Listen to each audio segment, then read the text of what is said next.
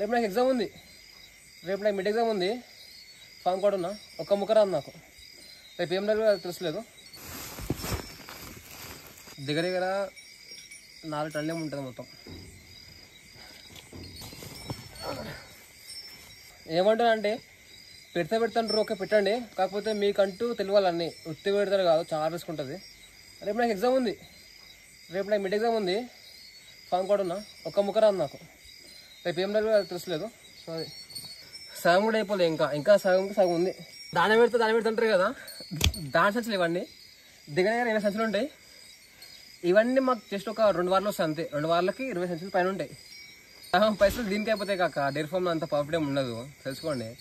Profit ఏడు వస్తుంది అంటే నీకు పాల మీద బట్టి ఉంటుంది అంత తప్ప డైరీ ఫామ్ మీద నడిపించి ఇల్లు కొందాం, కార్లు కొందాం అంటే అడగదు. ఎన్నెన్నో కోల్పోతాయి కానీ దాంట్లో అయితే మాకు సక్సెస్ అనేది రాదు.